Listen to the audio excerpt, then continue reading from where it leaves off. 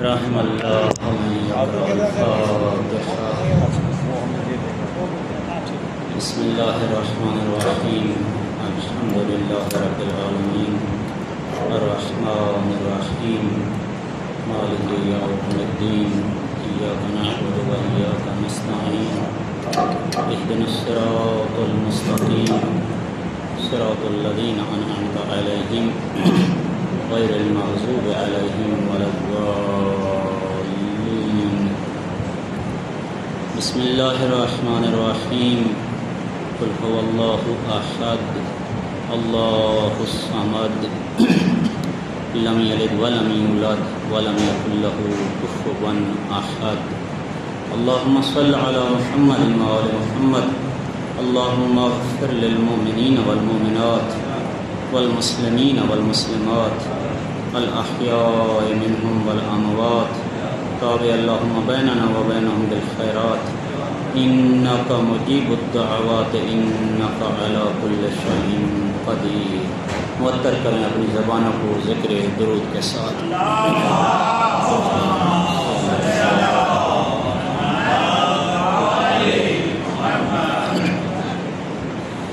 اعوذ باللہ من الشیطان اللعین الرجیم،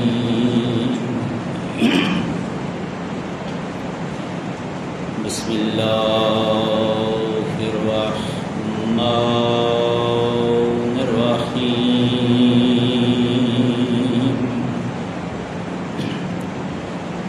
الحمد للہ رب العالمین،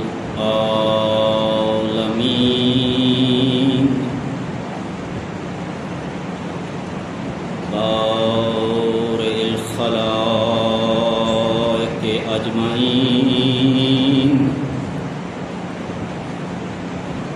والصلاة والسلام علی سید الانبیاء وخاتم النبیین،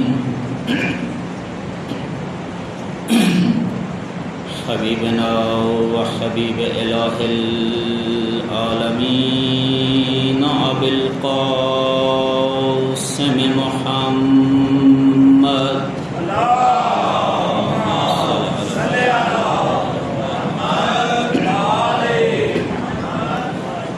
وآلہ الطیبین الطاہرین المعصومین،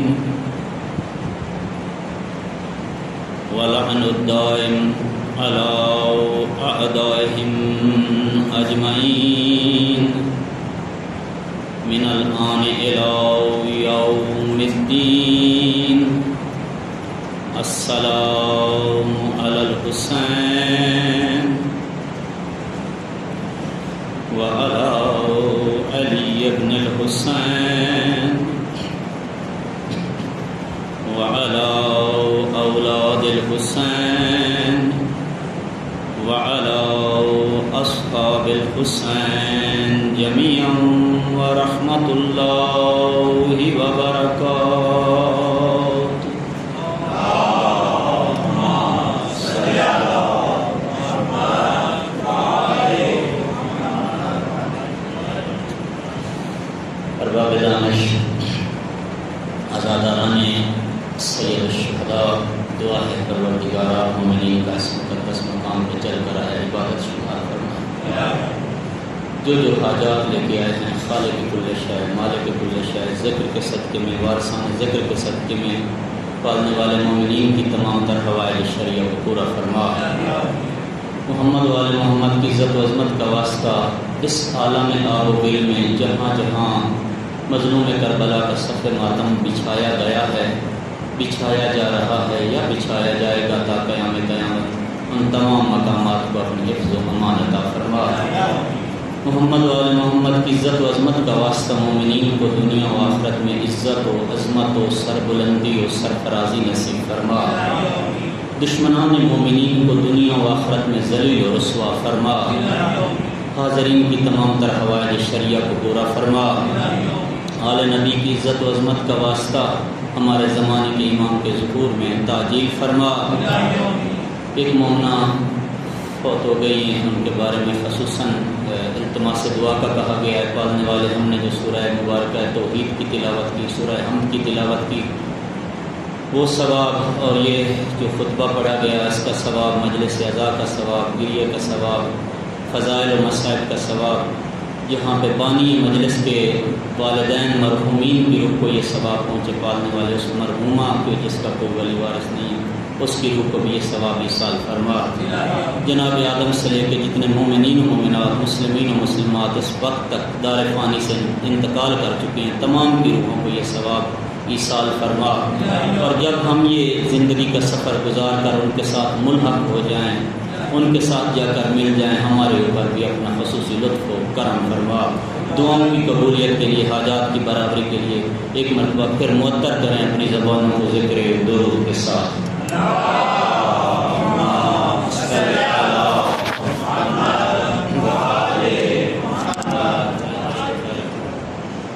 کل میں نے عرض کیا کہ امامت احسان پروردگار ہے کہ جو ہر کسی کو نصیب نہیں ہے۔ یہ خواص کو اللہ تعالیٰ نے عطا کیا کہ علامہ مجلسی علیہ رحمہ فرماتے ہیں کہ یہ جو ادھر ہم امامت کے تابع اور قائل ہیں اور ان کے فالوورز ہیں، یہ ادھر کا کمال نہیں ہے کہ جہاں ابھی ہم بیٹھے ہیں، یہ ادھر کا کمال ہے۔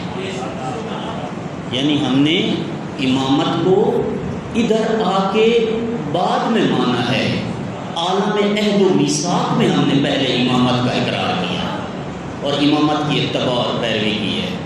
فرماتے ہیں کہ جیسے ادھر پروردگار نے کسی کے گلے میں رسی ڈال کر زبردستی اس کو مسجد میں اللہ نہیں لے جاتا، زبردستی اس کو مومن نہیں بناتا کہ عذاب چھوڑا ہوا ہے کہ انا ہدینا السبیل اما شاکرا و اما کفورا، ادھر بھی پروردگار نے ارواح کے سامنے یہی کیا کہ کسی کے اوپر زبردستی نہیں کی کہ آپ اہل بیت عصمت و طہارت کو مانیں، ائمہ تحریم کو مانیں، بلکہ کیا کیا، تمام ارواح کو خلق کرنے کے بعد خدا نے نور اہل بیت اور نور چہاردہ معصومین ارواح کے سامنے پیش کیا۔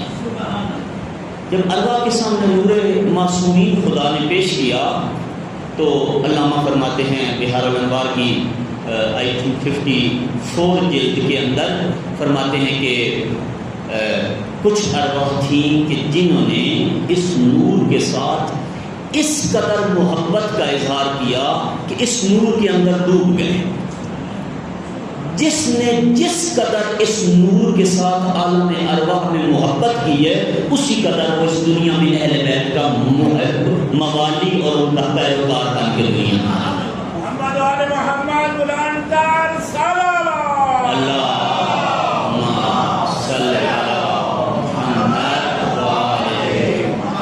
جس کسی نے جتنی خاندان نبوت سے ادھر محبت کی ہے، وہ ادھر آ کے اتنا ہی خاندان نبوت کا جو ہے ان کا فرما بردار، ان کا مطیع اور ان کے نقش قدم پہ چلنے والا ہے۔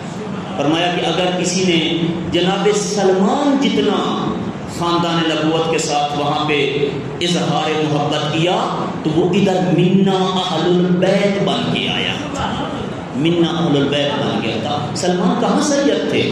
سلمان ایرانی تھے، پارسی تھے، کہ اس مقام پہ پہنچ گئے کہ وما ينطق عن الهوى ان هو الا وحی یوحی کی مصداق زبان پکار اٹھی۔ فرمایا اب پیغمبر کی زبان تو وحی الہی کے بغیر حرکت نہیں کرتی۔ فرمانے لگی السلمان منا اہل البیت، سلمان میری اہل بیت سے۔ فرمایا یہ ادھر کا کمال نہیں، یہ ادھر کا کمال ہے۔ کہ ایک دفعہ حضور کے سامنے کسی نے صدقہ لا کے رکھا تو حضور علیہ السلام نے، کوئی کھانے کی چیز تھی، حضور علیہ السلام نے فرمایا یہ کیا ہے؟ تو اس نے عرض کی، لانے والے نے عرض کیا رسول اللہ یہ صدقہ ہے۔ حضور نے فرمایا صدقہ ہم محمد و آل محمد پہ حرام ہے، اٹھا دے اس کو، ہم نہیں صدقہ کھاتے، یہ ہمارے لیے۔ سلمان پاس بیٹھا تھا، سلمان کو خیال آیا میں تو ایرانی ہوں، میں نہ عرب ہوں، نہ میں ہاشمی ہوں، نہ قریشی ہوں، تو میں ایرانی ہوں، میں تو کھا سکتا ہوں۔ سلمان نے آگے ہاتھ بڑھایا، حضور نے ہاتھ پیچھے ہٹا کے فرمایا سلمان میں نے کہا نہیں تو ہماری اہل بیت سے ہے، میں نے کہا نہیں کہ تو ہماری اہل بیت سے ہے۔ جب میں نے کہہ دیا ہے کہ تو ہماری اہل بیت سے ہے تو ہماری اہل بیت سے ہے۔ کہ صادق آل محمد سے کسی نے عرض کیا رسول اللہ یہ جو آپ کے جد بزرگوار نے فرمایا کہ سلمان منا آل البیت، یہ فقط سلمان اہل بیت سے تھے یا کوئی اور بھی ہو سکتا ہے؟ مولا نے فرمایا اس وقت سے لے کے جب میرے نانا یہ اعلان فرما رہے تھے اس وقت سے لے کر قیامت کا سورج طلوع ہونے تک جو کوئی ہم اہل بیت سے سلمان جتنی محبت اور مودت کرے گا وہ ہماری اہل بیت سے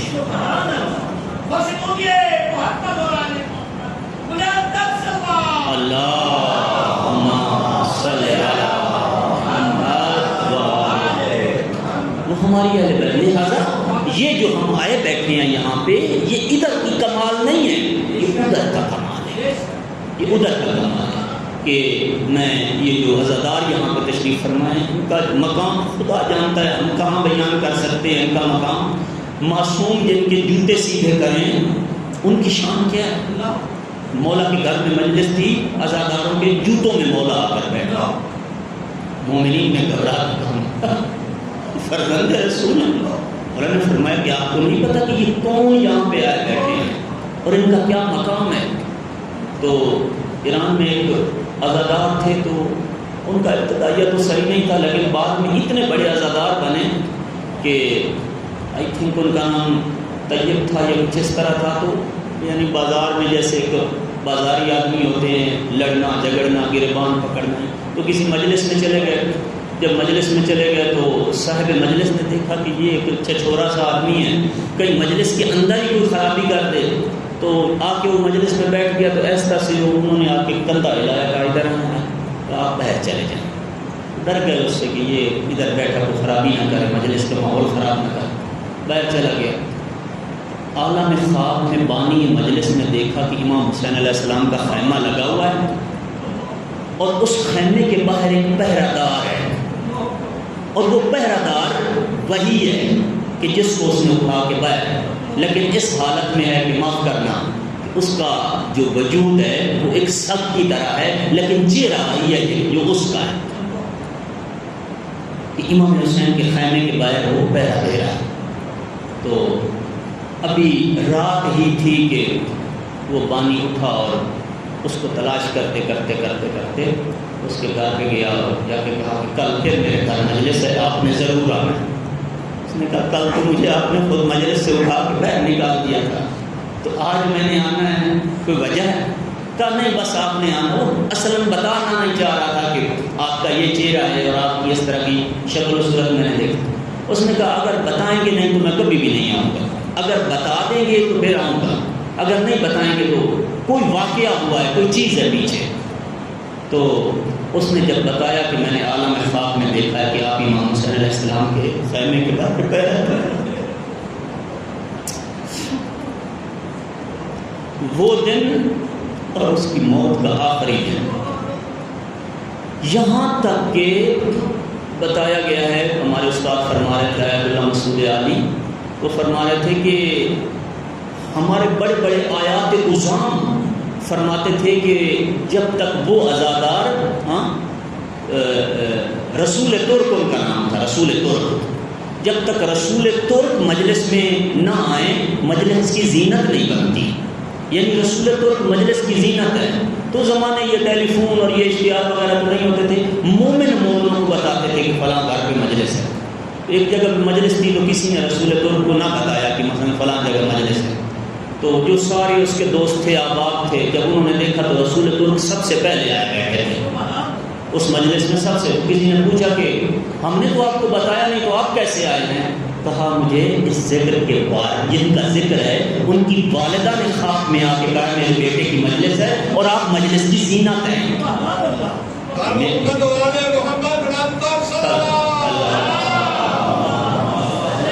میرے بیٹے کی سب ماتم بچھائی گئی ہے اور آپ کو خبر نہیں دی گئی، میں آپ کو بتانے آئی ہوں فلاں جگہ فلاں گھر میں میرے بیٹے کی مجلس ہے اور آپ اس مجلس میں جائیں، آپ مجلس کی زینت ہیں۔ بہت عزادار مجلس کی زینت ہے، خدا جانتا ہے کہ بیوی کو پتہ ہے، ہمیں نہیں پتہ ہمارا مقام کیا ہے، ہمیں نہیں پتہ کہ یہاں پہ بیٹھنے کی جو شان ہے وہ کیا ہے کہ متعدد مرتبہ علماء پڑھ چکے ہیں، میں بھی ریپیٹ کر دیتا ہوں کہ ریپیٹ کرنے سے ایمان تازہ ہو جاتا ہے بندے کا، کہ جب تک مجلس ہے ملک آ رہے ہیں، روایات میں ملک آ رہے ہیں اور زیارت کر کے قطار اندر قطار جا رہے ہیں۔ جب مجلس ختم ہو جائے گی تو کچھ ملائک جب جا رہے ہوں گے ان کے پروں سے اور جسم سے جو خوشبو آ رہی ہوگی، کچھ ملائک جو ابھی نہیں آ سکے تھے وہ پوچھیں گے کہ آپ کہاں سے آ رہے ہیں کہ آپ کے پاس سے اتنی خوشبو آ رہی ہے، اتنے معطر ہیں؟ تو وہ جواب میں کہیں گے ایک جگہ مجلس حسین ہو رہی تھی اور ہم وہاں سے آ رہے ہیں، کہا ہمیں بھی وہاں پہ لے چلو، کہا مجلس ختم ہو گئی۔ وہ ملک کہیں گے جس جگہ پہ مجلس ہوتی رہی ہے وہاں پہ لے چلو، ہم اس جگہ کو مس کر کے واپس آ جائیں۔ حضرت سیدہ سلام اللہ علیہا بلند صلوات ہم اس جگہ پہ جاتے ہیں۔ خدا جانتا یہ قصے نہیں ہیں، یہ کہانیاں نہیں ہیں، ہم غیب پہ یقین رکھنے والے ہیں۔ الذین یؤمنون بالغیب، ہم نے آج تک اپنے خدا کو ان آنکھوں سے مادی شکل میں نہیں دیکھا، لیکن زندگی گزر گئی اس خدا کی پرستش اور عبادت کرتے کرتے اور اس کو سجدے اور رکوع و قیام و قعود کرتے کرتے۔ ہم غیب پہ یقین، یہ ساری باتیں اسی زبان نے بتائی ہیں کہ جس نے ہمیں خدا بتایا ہے، جس نے ہمیں جنت بتائی ہے، جس نے ہمیں آخرت بتائی ہے، جس نے ہمیں دوزخ بتائی، یہ اسی زبان اور ان جیسی بقیہ زبانوں سے یہ الفاظ نکلے ہوئے ہیں کہ جو ہم آپ کی خدمت میں عرض کرتے ہیں۔ یہ سب سچ ہے، یہ حق ہے۔ تو ایک چیز اور بھی میں عرض کرتا چلوں مقدمے کی منزل پہ کہ یہ بعض مومنین جو ہیں بہرحال مجلس حسین پہ خرچ کرتے ہیں، جب اللہ العلی العظیم خدا جانتا ہے مومنین کہ آپ کتنا بڑا کام کر رہے ہیں، مجالس اعضاء پہ خرچ کر رہے ہیں، کتنا۔ باقر العلوم علیہ السلام کا وقت آخر آیا، مولانا نے فرمایا کہ میرے بیٹے، امام صادق علیہ السلام سے فرمایا میرے بیٹے میں یہ اتنی اماؤنٹ محفوظ کر کے جا رہا ہوں، جب میری شہادت ہو جائے دنیا سے میں چلا جاؤں، اس اماؤنٹ کے ساتھ میری اتنا عرصہ مجلس کروانا، اور جو مداح ذکر پڑھنے والا مجلس کرنے والا آ کے ذکر پڑھے، آپ کو یہ ہدیہ، آپ یہ ہدیہ اس کو دیتے رہنا، کعبہ کی دیوار کے ساتھ میری مجلس کروانا۔ تو امام صادق علیہ السلام کے گھر میں ایک شاعر نے آ کے جو ہے مرثیہ پڑھا، تو مولانا نے فرمایا غلام سے کہ جاؤ گھر سے وہ تھیلی شرفیوں والی اٹھا کے لے آؤ۔ جب وہ لے کے آیا، ظاہر کمیت اسدی تھے، کمیت بہت بڑے شاعر تھے، تو کمیت اسدی نے یہ جب مرثیہ پڑھا تو مولانا نے وہ تھیلی شرفیوں کی اس کی دی۔ کمیت نے عرض کیا آقا ہمارا آپ کا تو یہ تعلق نہیں ہے، مولا میں نے تو یہ اس لیے نہیں پڑھا کہ میں آپ سے کوئی دنیاوی مال لوں، متاع لوں، مولا میں تو آپ سے مودت کرتا ہوں، میں تو اپنے اوپر فریضہ سمجھتا ہوں۔ مولانا نے فرمایا کمیت اللہ آپ کو دنیا و آخرت میں اس کا اجر دے، اس چیز کا اجر آپ کو ہم نہیں دے سکتے، خدا دے گا۔ تو میں نے عرض کیا آقا اگر احسان فرماتے ہیں تو میرے اوپر ایک اور مہربانی فرمائیں۔ مولانا نے فرمایا کیا؟ کہا یہی جو پیراہن آپ نے پہنا ہوا ہے نا، کرتا اپنا، یہ اتار کے مجھے دے دے، میں جب مروں گا تو اس کو کفن کے طور پہ پہن کے جاؤں، میں جب مروں گا یہ کفن کے طور پہ پہن کے جاؤں۔ تو اہل بیت اس پہ خرچ کرتے رہے، تمام مہمان مجالس اعضاء برپا کی ہیں، تبھی تو یہ مجلس کی روٹین آگے بڑھی ہے، ائمہ تحریر نے اس کی بنیاد رکھی ہے۔ تو خود معصوم یعنی امام معصوم صاحب علم لدنی کہ جنہوں نے دنیا میں کسی عام آدمی کے سامنے بیٹھ کر لکھنا پڑھنا سیکھا ہی نہیں، ڈائریکٹ آسمان سے ان کو تعلیم دی جاتی ہے، وہ معصوم زمین پر بیٹھ جاتے تھے، عام آدمی سے کہتے تھے جاؤ ممبر حسین پہ بیٹھ کے مجلس پڑھو، اور ہم تمہاری مجلس سنتے ہیں۔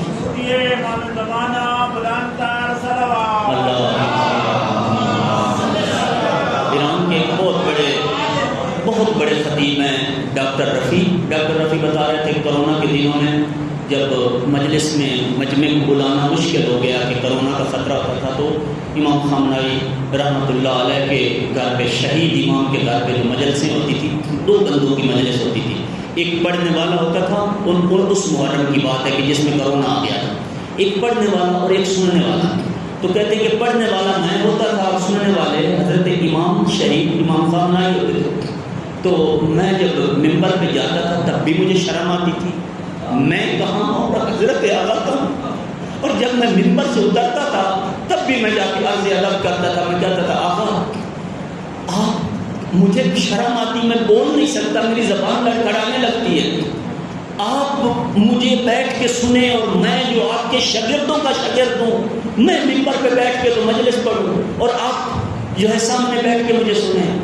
تو آقا رفیع فرماتے ہیں ہر دفعہ جب میں نے یہ بات کی، امام خامنہئی فرماتے تھے آقا میں استفادہ کرتا ہوں، میں آپ سے استفادہ کرتا ہوں، شاگردوں کے بھی شاگرد شاید شمار نہ ہوں، شاگردوں کے بھی شاگرد شمار نہ ہوں، لیکن امام خامنہئی فرماتے تھے میں استفادہ کرتا ہوں۔ تو بہت بحث ہو رہی تھی ہماری امامت کے بارے میں کہ امامت کو کہ جو ماننے کے تقاضے ہیں وہ کیا ہیں، اور اسی طرح سے جو ماننے کے فوائد ہیں ہمارے اس مادی دنیا میں وہ کیا ہیں۔ کہ میں اس نقطے کو ریز کرنے سے پہلے پھر واپس آتا ہوں کہ میں کہنا چاہتا تھا وہ یہ ہے کہ رسول گرامی اسلام نے گھر میں ایک بکری ذبح کی اور سارا گوشت بانٹ دیا، رائے میں دے دیا، سارا گوشت دے دیا، تھوڑا سا کوئی اس کا جسم کا تھوڑا سا حصہ بچایا، اور وہ بھی ایسا تھا کہ وہ بہت زیادہ اچھی جگہ کا گوشت نہیں تھا، شاید کوئی ہڈیوں بڑیوں والا گوشت تھا۔ تو بہرحال پیغمبر جتنی معرفت جو بیویاں تھیں پیغمبر کی ان کو تو نہیں تھی نا اتنی معرفت، وہ صاحب یعنی وحی ہیں تو ان کی معرفت کو جا اور بیویوں کی معرفت کو جا۔ بیوی نے کہا یا رسول اللہ آپ نے سارا گوشت بانٹ دیا اور تھوڑا سا اپنے لیے بچایا۔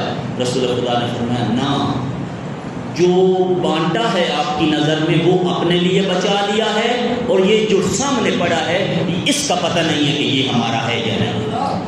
جو دے دیا ہے وہ میرا اور آپ کا ہے، جو دے دیا ہے وہ میرا اور آپ کا ہے، جو یہ سامنے ہے یہ پتہ نہیں ہمارا ہے یا نہیں۔ یعنی مجلس حسین پہ خرچ کرنا، راہ خدا میں دینا، خدا کی قسم، مولا کی قسم مومنین وہی ہمارا ہے۔ صادق امام علی ابن الحسین زین العابدین فرماتے ہیں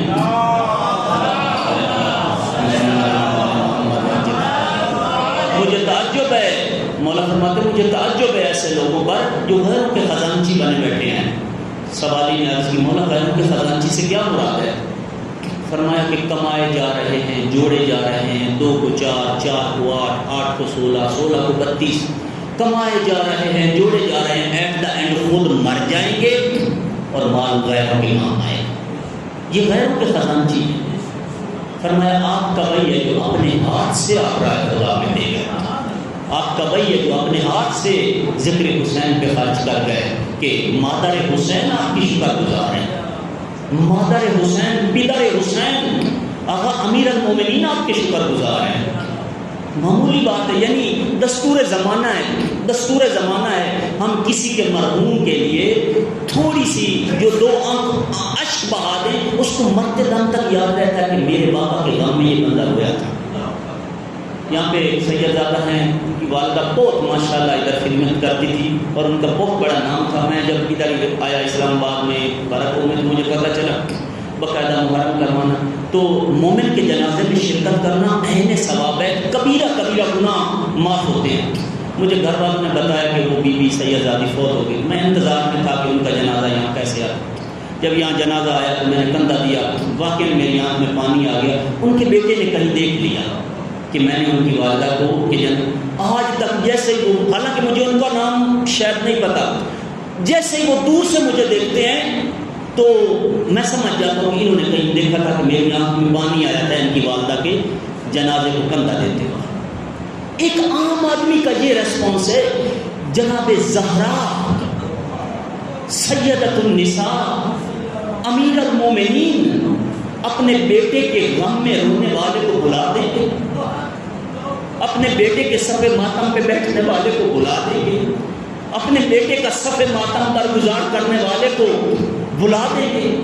خدا کی قسم نہیں، مولا کی قسم نہیں، جتنی دیر آپ بیٹھے ہیں ہر سانس ایک تسبیح ہے، اور عظیم ترین عبادت ہے مجلس حسین میں بیٹھنا، عظیم ترین عبادت ہے۔ میں آپ سے عرض نہیں کر سکتا، مجتہدین جو ہمارے دین کے پیغمبر اور ائمہ تحریر کے بعد ہمارے دین کے سب سے بزرگ ہستیاں ہیں، مجتہدین اور مراجع عظام، وہ جو ہے وہ مجلس حسین میں بیٹھتے تھے اور زار زار گریا کرتے تھے۔ وہ فرماتے تھے ہم یہ نہیں دیکھتے پڑھنے والا کون ہے، بیان کرنے والا کون ہے؟ وہ فرماتے تھے ہم یہ دیکھتے ہیں بیان کیا کر رہا ہے، بیان کیا کر رہا ہے، بتا کیا رہا ہے، کہہ کیا رہا ہے۔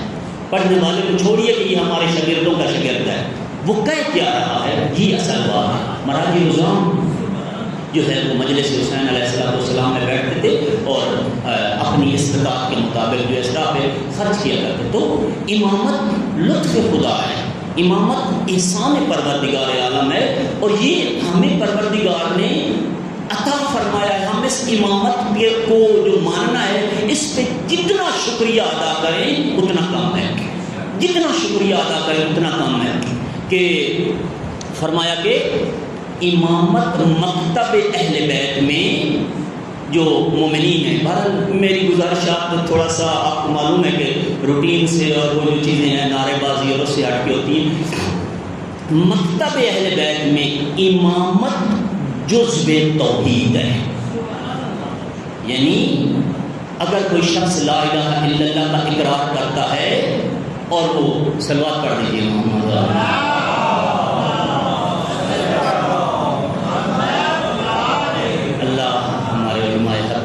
دراز فرمائے، یہاں تشریف لاتے ہیں، ہمارے لیے باعث افتخار ہے۔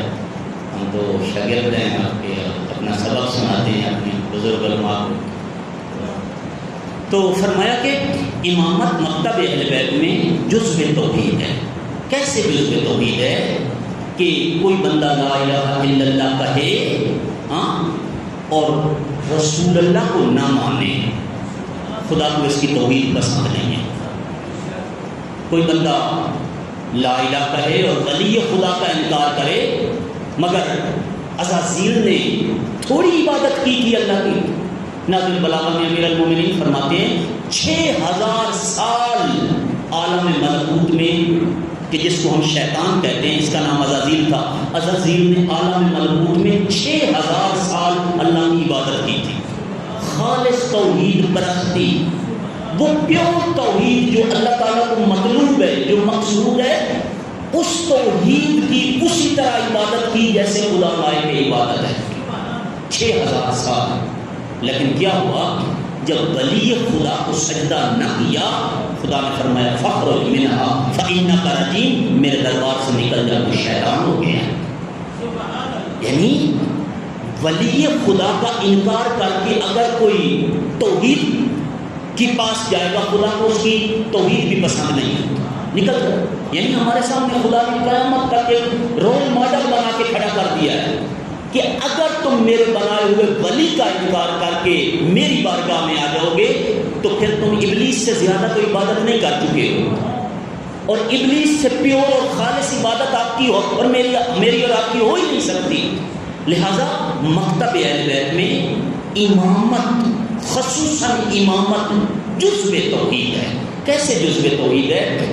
آپ دیکھتے ہیں کہ بہت سارے لوگ ہیں، مسلمان ہیں، جو توحید کو مانتے ہیں، وہ بھی توحید کو مانتے ہیں، ہم بھی توحید کو مانتے ہیں، وہ بھی نبوت کو مانتے ہیں، ہم بھی نبوت کو مانتے ہیں۔ حتیٰ کہ داعش بدترین ISIS سیریا کے اندر اور عراق کے اندر، داعش بدترین ٹیررسٹ گروہ تھا کہ جس کے بارے میں نہ فقط مسلمان بلکہ پورا ویسٹ، پورا شرق، پورا غرب کہتا تھا کہ اتنی بڑی ٹیررسٹ آرگنائزیشن ابھی تک کبھی بھی پہلے دنیا میں نہیں ہوئی۔ یہ سب سے بڑی ٹیررسٹ آرگنائزیشن ہے کہ اوباما نے 2014 میں 46 ملکوں کا ایک اجلاس بلایا اور اتحادیہ بنایا، تو آخر پہ جو انہوں نے اس کا بیانیہ اور اس کے میٹنگ کے منٹس انہوں نے دنیا کے سامنے لائے، انہوں نے کہا کہ یہ بہت بڑی ٹیررسٹ آرگنائزیشن ہے، لہذا ہم 46 ملکوں کو اسے ختم کرنے کے لیے 10 سال کا وقت چاہیے، 10 سال کا وقت چاہیے۔ یہ دنیا کا سپر پاور نمبر 1 ملک کا پریزیڈنٹ کا ہے اوباما، اس زمانے اوباما کی حکومت تھی۔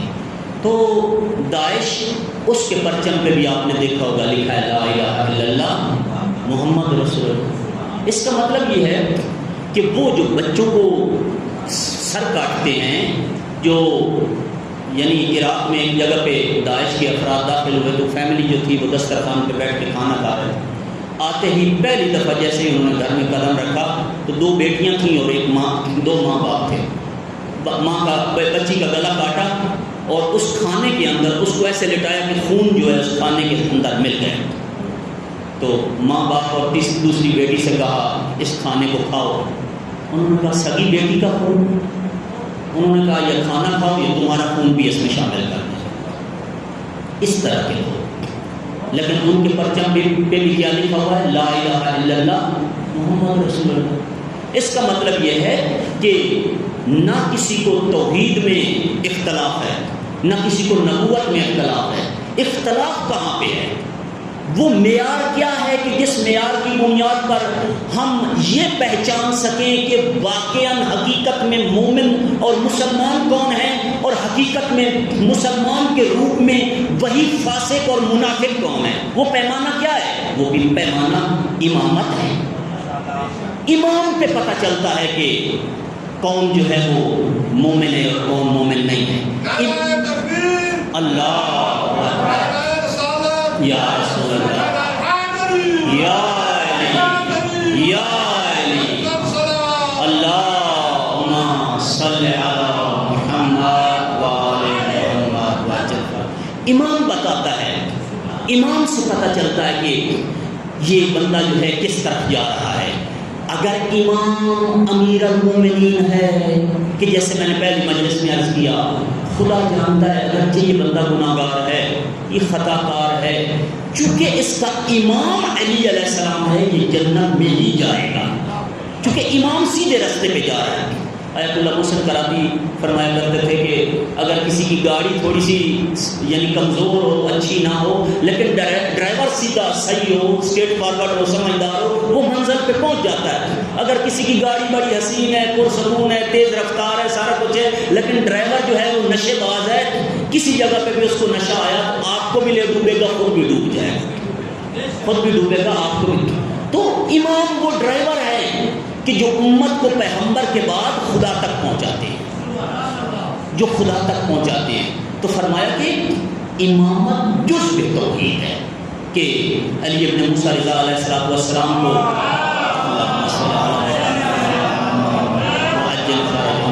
جب مدینے سے خراسان لے کے جایا جا رہا تھا تو مرگ کے مقام پہ سارے مومنین اکٹھے ہو گئے اور انہوں نے کہا آقا مولا مدت ہو گئی کبھی معصوم کی زبان سے معصوم کا کلام نہیں سنا، اپنے نانا کی کوئی حدیث ہمیں اپنی پاک اور مبارک زبان سے سنائیں.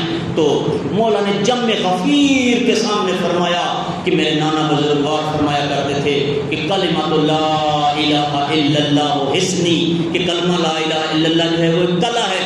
فمن دخل حسنی، جو اس کلے کے اندر داخل ہو جاتا ہے، امن من عذابی، وہ اللہ کے عذاب سے بچ جاتا ہے. انہوں نے کہا سبحان اللہ سبحان اللہ سبحان اللہ. مولانا نے فرمایا نا ٹھہر جاؤ ٹھہر جاؤ، یہ حدیث یہیں تک نہیں ہے. پھر مولانا نے فرمایا بشرطہا و شروطہا، کلمہ لا الہ کی شرط ہے اور شروط ہیں. سبھی متوجہ ہوئے کہ وہ شرائط کیا ہیں کلمہ لا الہ الا اللہ کی. اپنی طرف اشارہ کر کے فرمایا وَأَنَا مِن شُرُوطِهَا، لا الہ اللہ کا لا الہ کہنا اس کا خدا کو قبول ہے جو توحید کو یہاں تک مانتا ہو، جو توحید کو یہاں تک مانتا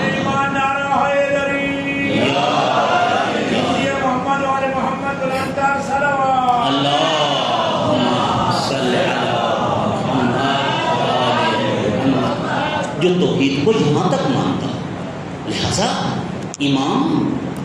امام مکتب اہل بیت میں یہ نہیں دیکھا. میں کسی کی عبادت واقعاً حیران اور وہ نہ کر دے کہ مثلا بندہ اتنا عبادت گزار ہے، اتنا نمازی ہے، اتنا لمبی داڑھی ہے، اتنی حجیں کر چکا ہے، اتنے صدقے اور خیرات دے رہا ہے. نہ، اصل کہانی امام ہے، اصل چیز امام ہے کہ جس کا امام حق ہے وہی کامیاب ہے. کہ بعض دفعہ آپ کہتے ہیں کہ مومنین کے اندر اتنی خرابیاں ہیں، اتنے گناہ ہیں. جیسے میں نے پہلی مجلس میں عرض کیا تھا کہ شاید مولا سے صادق علیہ محمد سے پوچھا کہ مولا یہ شیعہ کیوں اتنے گناہ گار ہوتے ہیں؟ تو مولا نے فرمایا اس لیے کہ ابلیس اتنا پاگل نہیں ہے کہ جو اندر چور کس کے گھر میں آتا ہے؟ چور اسی کے گھر میں آتا ہے نا جس کا گھر بھرا ہوا ہے. ہاں، ابلیس مومنین کے پیچھے آتا ہے اور پورا زور ان پہ لگاتا ہے، اس لیے کہ ان کا امام علی ہے. یہی تو وہ ہیں جو سیدھے راستے پہ جا رہے ہیں، یہی تو وہ ہیں جو صراط مستقیم پہ ہیں اور سیدھے اسی راستے پہ ہیں، اسی خط پہ ہیں کہ جس پہ خدا دیکھنا چاہتا ہے اور پیغمبر لگا کے گئے ہیں۔ تو عرض کرنے کا مطلب یہ ہے کہ مولانا نے فرمایا کہ ابلیس جو ہے ان کو بہکاتا ہے، تو اسی طرح سے صلوات پڑھیں محمد و آل محمد کی ذات پر۔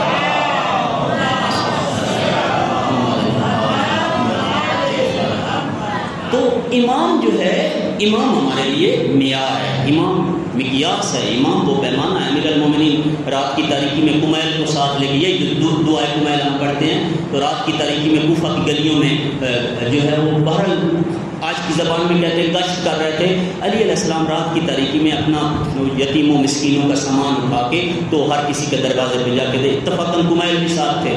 تو ایک گھر سے آواز آ رہی تھی تہجد نماز میں رو رو کے قرآن پڑھنے کی، اور گریا سسکیاں لے کے وہ قرآن پڑھ رہا تھا۔ جیسے کمیل نے اس کا قرآن پڑھنا تہجد کی نماز میں سنا، کمیل ایک دفعہ رک گیا، کمیل سے قدم آگے نہ بڑھا۔ علی علیہ السلام آگے نکل گئے، مڑ کے دیکھا تو کمیل جو ہیں وہ کھڑے ہیں۔ اور کمیل آگے بڑھے ہیں، رک کیوں گئے ہیں؟ کہا آپ دیکھنے ہیں تہجد نماز میں کس قدر یہ بندہ خدا جو ہے قرآن رو رو کے پڑھ رہا ہے۔ مولانا نے فرمایا کمیل آگے بڑھ، اس کے وز وز کی آواز تجھے دھوکے میں نہ ڈال دے، یہ بندہ جہنمی ہے، یہ بندہ جہنمی ہے۔ کمیل کہتا ہے چونکہ میں علی علیہ السلام کو اپنا امام برحق مانتا تھا، اور میں مانتا تھا کہ مولا جو فرما دیتے بے شک مجھے سمجھ نہ بھی آئے یہی سچ ہے، لیکن میرے دل میں رہ گئی یہ بات کہ بندہ تہجد کی نماز میں سسکیاں لے کے رو رو کے قرآن پڑھ رہا ہے، اور علی فرما رہے ہیں وز وز کی آواز تجھے دھوکے میں نہ ڈال دے۔ زمانے گزرتے رہے، وقت بدلتے رہے، وہ زمانہ آیا جب امیر المومنین کی جنگ نہروان خوارج کے ساتھ ہوئی۔ جنگ مولا جیت گئے، جب جنگ کی جیت گئے تو مولا نے فرمایا کہ میں آؤ ذرا لاشوں کے درمیان چلتے ہیں۔ لاشوں کے درمیان گئے، چلتے گئے، ایک لاش کے سرانے آ کے کھڑے ہوئے، لاش کے اوپر اپنا پاؤں رکھ کے فرمایا کہ میں یاد ہے میں اور آپ ایک رات کوفے کی گلیوں میں جو ہے وہ چل رہے تھے، کہا ہاں آپ ایک گھر سے تہجد نماز میں سسکیاں لے لے کے رو رو کے قرآن مجید پڑھنے کی آواز سن کے رک گئے تھے۔ کہا ہاں آقا میں نے آپ کو فرمایا تھا وہ اس کی آواز دھوکے میں نہ ڈالے، یہ بندہ جہنمی ہے۔ کہا فرمایا یہ وہ لاش پڑھیے، یہ وہ لاش پڑھیے جو اپنے زمانے کے امام کے ساتھ لڑ کے مرے، یہ جنتی ہے یہ جہنمی ہے، یہ جہنمی ہے، ڈیفینیٹ جہنمی۔ لہذا امامت ہمارے عقیدے اور ایمان کے مطابق بہت بلند مقام ہے، معیار امامت ہے کہ کون صراط مستقیم پر ہے اور کون صراط مستقیم پر نہیں ہے۔ ہمیں کسی کی عبادت دھوکے میں نہ ڈالے، کسی کی داڑھی دھوکے میں نہ ڈالے، کسی کا جو ہے وہ صدقہ خیرات، ٹھیک ہے اللہ ان کو کوئی نہ کوئی آدر دے دے گا اپنی بارگاہ سے، جیسے حاتم طائی کو دے گا، جیسے اصحاب کہف کے کتے کو دے دے گا، جیسے مدر ٹریزا کو دے دے گا، یا دیگر جتنے بھی لوگ ہیں اللہ کوئی نہ کوئی آدر ان کو دے گا، لیکن جنت میں وہی جائیں گے جن کا امام علی ہے، جن کا امام امیر المومنین ہے۔ تو امامت ہمارے مکتب میں بہت بلند مقام ہے۔ تقاضا کیا ہے امیر المومنین کو ماننے کا؟ تقاضا یہ ہے کونوا لنا زینا ولا تکونوا لنا شینا۔ تقاضا یہ ہے ائمہ ہم سے یہ چاہتے ہیں کہ ہمارے لیے باعث زینت بن کے جئیں، باعث ناگوار بن کے نہ جئیں۔ اس وقت اہل بیت کے جو معرفی کرنے والے ہیں، یعنی یہاں ہمارے زمانے کے امام بھی ظاہراً پردہ غیبت میں ہیں، کل میں نے عرض کیا نہیں وہ غیب نہیں ہے، ہم غیب ہیں، اچھا، لیکن ظاہراً عام کو ان کا وجود نظر میں نہیں آتا۔ لوگ ہمارے ائمہ کے بارے میں جو رائے قائم کرتے ہیں وہ ہمیں دیکھ کے کرتے ہیں، وہ ہمیں دیکھ کے کرتے ہیں، اور وہ کہتے ہیں جن کا مرید ایسا ہے ان کا پیر کیسا ہوگا، خدا جانتا ہے۔ کتنے لوگوں کی زبان سے میں نے سنا کہ وہ چونکہ زیادہ مکتب اہل بیت کو نہیں پہچانتے اور ان کے علماء ان کو اجازت ہی نہیں دیتے کہ اس مکتب کی شناخت حاصل کریں، تو وہ کہتے ہیں ان کو اور کوئی پتہ نہیں ہوتا، لیکن ایک بات تو ان کو یہ پتہ ہے۔ میں ادھر یہ مقام تلاش کر رہا تھا تو انہوں نے کہا کہ آپ کو یار بتائیں کہ یہاں یہ شیعہ لوگ کتنے جو ہے اپنے دین اور مذہب کے ساتھ کمیٹڈ ہوتے ہیں اور یہ کتنے غیرت مند اور پردے دار ہوتے ہیں۔ میں نے کہا ہاں، کہا میرے گھر میں وہ رہ کے گئے ہیں اور وہ مطمئن رہے ہیں میرے گھر سے کہ میرا گھر جو ہے ان لوگوں کے لیے ٹھیک تھا، آپ کے لیے تو بدترین کی اولا ٹھیک ہوگا. مطلب یہ غیر لوگ اس طرح ہمارے بارے میں سوچتے ہیں. ہمیں چاہیے کہ ہماری گفتار، ہماری رفتار، ہمارا قول، ہمارا فعل خدا جانتا ہے. یہ دنیا کا مطلب ہوتا ہے دنا یعنی ادنا یعنی بے وفا چیز، جس کی بے وقت چیز ہوتی ہے. یہ دنیا ادنا ہے، بے وقت ہے، اس کی کوئی حیثیت ہی نہیں. لیکن اہل بیت عصمت و طہارت وہ والا مقام ہے کہ جو ان کے ساتھ متصل ہو گیا دنیا میں بھی سرفراز ہو گیا، آخرت میں بھی سرفراز ہو گیا. اور اہل بیت جو ہیں دیر نہیں لگاتے کسی بھی. سب سے بہترین مہاجرین 3 قسم کے ہوتے ہیں. ایک وہ مہاجر ہے جو فزیکل مہاجر ہوتا ہے، ایک جگہ سے، جیسے رسول اللہ نے مکہ سے مدینہ ہجرت کی، یا جیسے مدینہ سے مکہ سے جو ہے کچھ لوگوں نے حبشہ کی طرف ہجرت کی، یہ فزیکل مہاجر ہے. یہ بھی مہاجر اللہ کو پسند ہے. ایک اور مہاجر ہے وہ کفر سے اسلام میں آتا ہے، یہ بھی مہاجر ہے، اللہ کو یہ بھی پسند ہے. لیکن فرمایا ان دونوں مہاجرین سے جو سب سے زیادہ خدا کو پسند ہے مہاجر، وہ مہاجر ہے جو گناہ کو چھوڑ کے نیکی کی طرف آ جائے. یہ مہاجر اللہ سب سے زیادہ. مولا فرماتے ہیں ہمارے لیے باعث زینت بنو، باعث ننگ و عار نہ بنو. لہذا امام شناسی کا تقاضا یہ ہے، امامت کو ماننے کا تقاضا یہ ہمارا کردار، ہماری رفتار، ہماری سوسائٹی کے. جیسے کل میں نے عرض کیا تھا، آج بھی کافی ساری عرائض میں آپ کی خدمت کے لیے لایا ہوں، لیکن میں نے چونکہ چاہا کہ آج کی مجلس کو میں تھوڑا سا بہرحال اپنی ذات کے ساتھ میں ٹچ رکھ دوں، تاکہ ہمارا اپنا ایمان اور عقیدہ جو ہے اور زیادہ محکم اور مضبوط ہو جائے کہ جو کچھ ہم کر رہے ہیں، جہاں پہ ہم بیٹھے ہیں، اس کی اہمیت و افادیت ہماری نظروں میں اور زیادہ واضح ہو جائے. تو اس لیے میں نے تھوڑا سا ٹچ ہی کر دیا. انشاءاللہ باقی مجالس میں اسی موضوع پہ آپ کی خدمت میں عرض کروں گا. آج کی مجلس کے لیے یہی عرض کرنا چاہتا ہوں کہ امیر المومنین علی علیہ الصلوۃ والسلام بھلے وقتوں میں جب کبھی زینب کبریٰ نانا کے مزار پہ جاتی تھی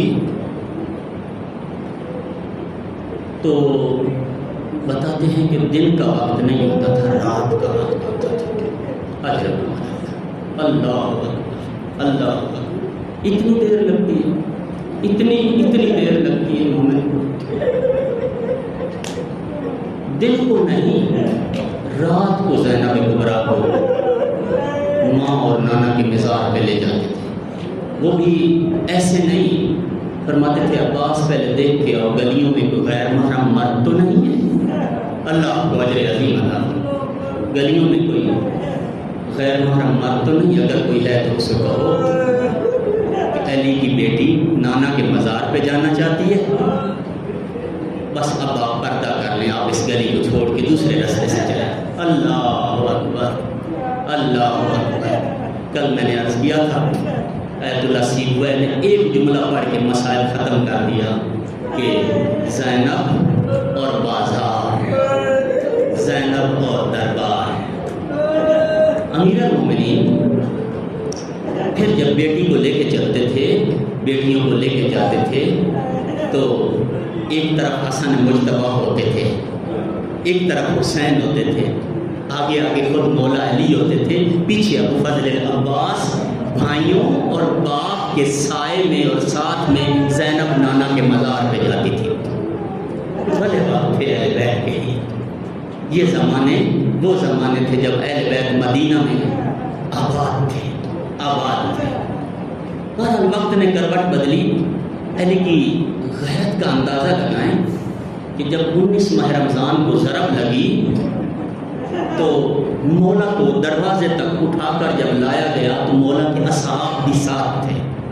جیسے ہی دروازے کے قریب پہنچے، مولا نے اصحاب سے فرمایا کہ اب آپ واپس چلے جائیں، اب آپ واپس چلے جائیں.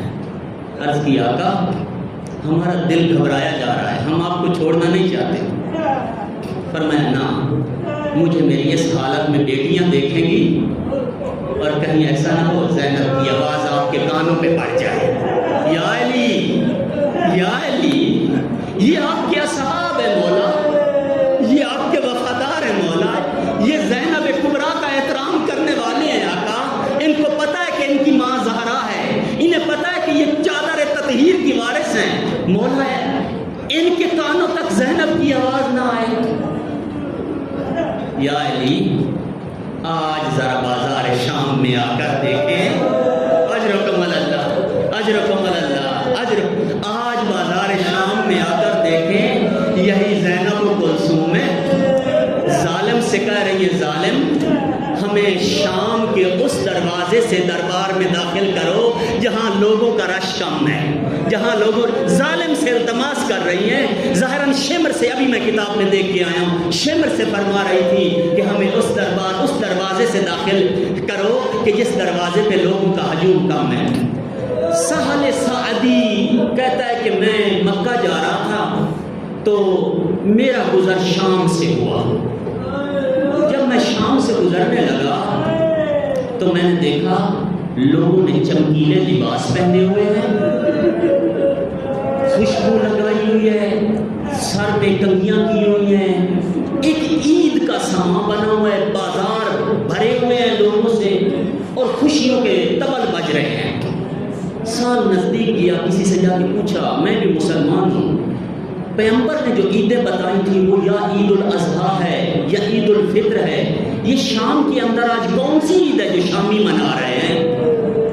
کا سال یزید کو اپنے باغیوں کے اوپر فتح ملی ہے اور آج باغیوں کے سر اور ان کے قیدیوں کو دربار میں پیش کیا جا رہا ہے، یہ یزید کی فتح کا جشن منایا جا رہا ہے۔ اجرکم اللہ، اللہ آپ کو اجر عظیم عطا۔ یہ سال کہتا ہے کہ وہ کون ہے؟ اس نے ایک صاف کہہ دیا وہ حسین ابن علی ہے۔ سال کہتا ہے یہ سننا تھا، یہ میرے کانوں سے بجلی کی طرح یہ ٹکرایا لفظ اور میرے جگر پہ جا گرا۔ میں نے کہا حسین کو قتل کر کے یہ خوشیاں منا رہے ہیں؟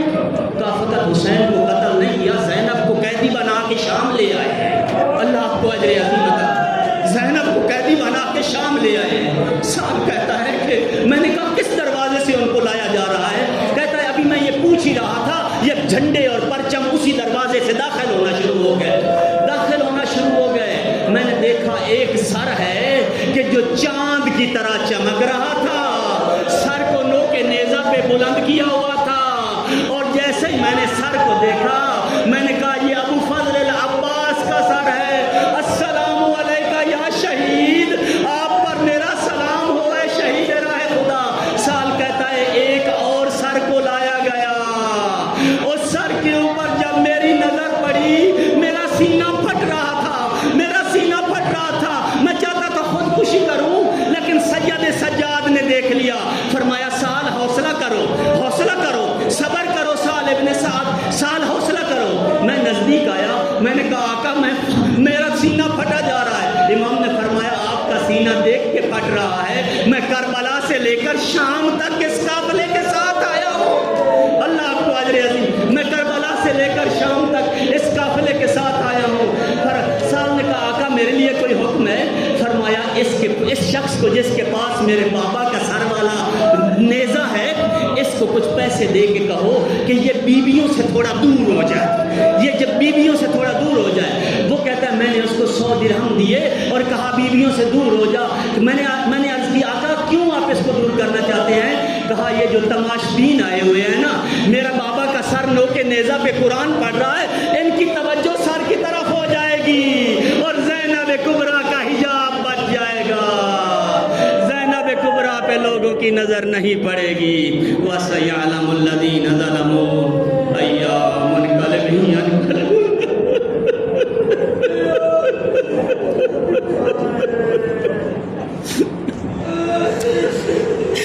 یا محمود بحق محمد المصطفیٰ،